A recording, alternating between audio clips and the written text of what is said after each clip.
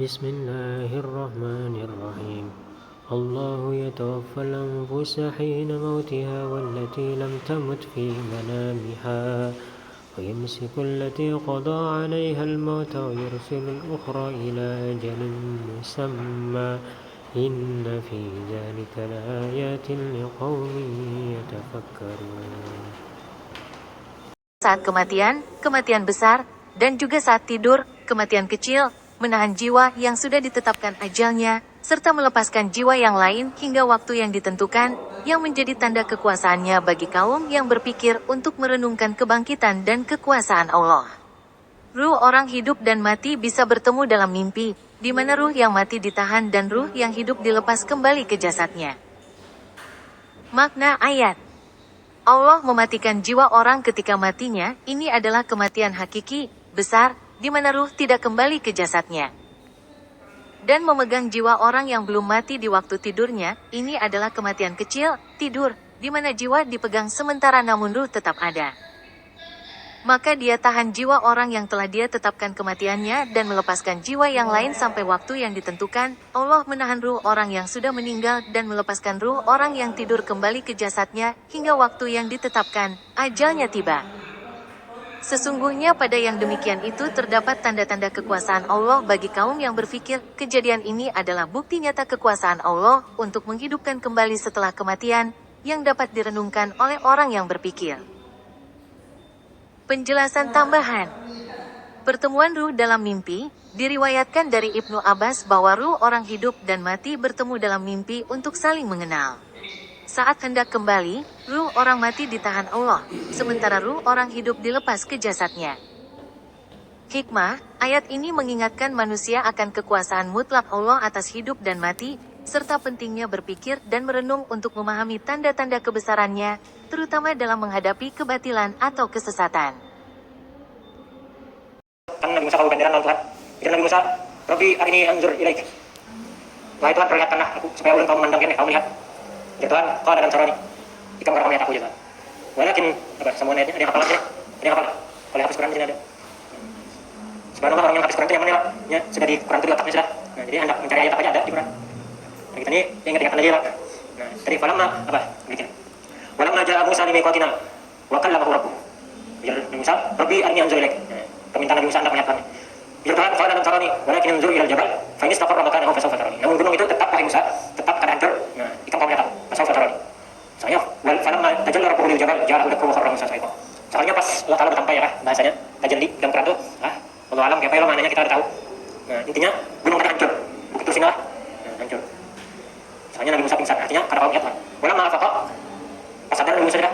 Nah, soalnya Nabi Musa, subhanallah maha suci engkau ya Allah. Tubuh ilaik. Nah, Nabi Musa minta ampunnya lah. Karena lagi melihat Allah ya. Soalnya Allah kan wana walul mukminin. Aku adalah orang-orang yang pertama beriman. Nah, jadi iman itu harus dilihat. Karena jadi imannya lah percaya. Percaya itu kan kelihatan cuma percaya. Iman karena harus dilihat. Nah, jadi kita supaya mengenal Allah biar Nabi bukan dengan melihat ya. Semalam sudah membeli aja ya. Ya Nabi, tafakkaru fi khalqillah wa la tatafakkaru fi dzatillah. Banyak punya teksnya itu. Ada juga tafakkaru fi khalqillah wa la tatafakkaru fi dzatih. Yang hendak takdirun alaika. Berpikirlah tentang ciptaan Allah, jangan memikirkan Allah. Jangan berpikir tentang zat Allah. Tersanggup ya Nabi. Yang akan takdirun alaika. Sungguhnya kalian tersanggup memikirkannya. Nah, jadi itu kan beriman ya, Tuhan itu wujud ya, ada diyakini ya iman itu orang aneh. Tapi kalau dilihat, la tudrikul absar wa huwa yudrikul absar. Kisah Nabi Musa ingin melihat Allah terjadi di Gunung Tursina, di mana ia memohon kepada Allah untuk melihatnya secara langsung setelah berbicara langsung dengannya. Namun Allah menyatakan manusia tidak akan sanggup, lalu menampakkan keagungannya pada gunung hingga gunung itu hancur lebur dan Musa pingsan. Setelah sadar ia bertobat dan menyatakan imannya. Peristiwa ini mengajarkan kebesaran Allah dan ketidakmampuan makhluk melihatnya secara fisik, serta menunjukkan keimanan Nabi Musa setelah peristiwa dahsyat tersebut. Latar belakang peristiwa. 1. Berdialog dengan Allah. Nabi Musa AS memiliki kedudukan istimewa sebagai kalimullah yang diajak bicara langsung oleh Allah. 2. Permintaan Musa.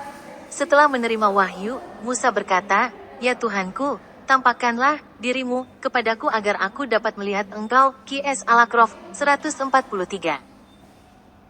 Jawaban Allah dan ujian. 1. Jawaban Allah. Allah berfirman, "Engkau tidak akan sanggup melihatku." namun lihatlah ke gunung itu. Jika ia tetap di tempatnya, seperti sedia kala, niscaya engkau dapat melihatku. 2. Penampakan diri. Ketika Allah menampakkan keagungannya, menurut sebagian tafsir, dengan memindahkan cahaya atau kebesarannya, pada gunung itu, gunung tersebut hancur lebur, retak, dan berlubang. Reaksi Nabi Musa. 1. Pingsan. Melihat kebesaran Allah yang meluluh lantakkan gunung, Nabi Musa jatuh pingsan karena kelemahan fisiknya sebagai manusia. 2. Sadar dan bertobat. Setelah sadar, Musa berkata, "Maha suci Engkau. Aku bertobat kepadamu dan aku adalah orang yang pertama-tama beriman," menunjukkan pengakuan akan kebesaran Allah dan tobat atas permintaannya. Makna dan pelajaran. 1. Ketidakmungkinan melihat Allah menunjukkan bahwa manusia tidak akan mampu melihat wujud Allah di dunia karena keagungannya tak terlukiskan. 2. Kebesaran Allah. Peristiwa gunung yang hancur menunjukkan betapa dahsyatnya kebesaran Allah dibandingkan makhluknya. Dan 3. Keimanan Nabi Musa. Ia menjadi teladan dengan segera mengakui kelemahan dan keagungan Tuhannya, serta bertobat. Nabi Musa bermunajat ya ini pada suatu tempat yang ditentukan oleh Allah, wa kallamahu rabbuh, dan berbicara ya Tuhannya Nabi Pernyataan, Musa. setiap hari kita mati, karena tidur itu sama dengan mati, adalah ungkapan filosofis dan spiritual yang merujuk pada kesamaan antara tidur dan kematian, di mana keduanya melibatkan pencabutan kesadaran atau ruh dari tubuh sementara waktu, seringkali mengutip ayat Al-Quran, Az-Zumar 42, dan hadis tentang tidur sebagai saudaranya kematian, untuk mengajarkan bahwa setiap tidur adalah latihan kematian, sementara kebangunannya adalah kehidupan baru yang dianugerahkan Allah. Ini adalah pengingat untuk selalu bersyukur dan bersiap menghadapi kematian sesungguhnya. Bukan berarti kita benar-benar mati setiap hari, melainkan ruh diambil, lalu dikembalikan, jika belum tiba waktunya. Dasar konsep tidur sama dengan mati. 1. Quran, Az-Zumar 42. Allah menahan jiwa saat tidur, melepaskannya kembali jika waktunya belum tiba, dan menahan jiwa yang telah ditetapkan kematiannya, menunjukkan tidur adalah kematian kecil. 2. Hadis, tidur adalah saudaranya kematian, hari. Tabrani, menekankan hubungan erat keduanya.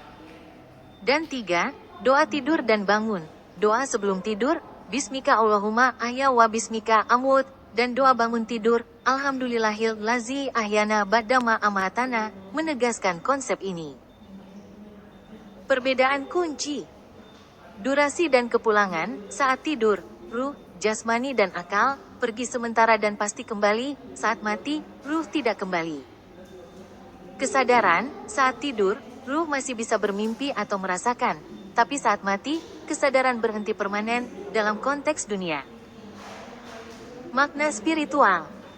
1. Latihan kematian, tidur adalah simulasi kematian, melatih diri untuk melepaskan kesadaran sementara. 2. Pengingat dan syukur, setiap bangun tidur adalah kesempatan hidup baru yang harus disyukuri. Dan 3. Persiapan akhirat, mengajarkan bahwa hidup di dunia itu seperti tidur, dan kematian adalah kebangunannya, menuju kehidupan akhirat. Jadi, pernyataan tersebut bukan berarti kita benar-benar mati setiap malam, melainkan sebuah metafora mendalam bahwa tidur itu adalah kematian kecil yang menjadi pengingat akan kematian sejati dan kebesaran Allah.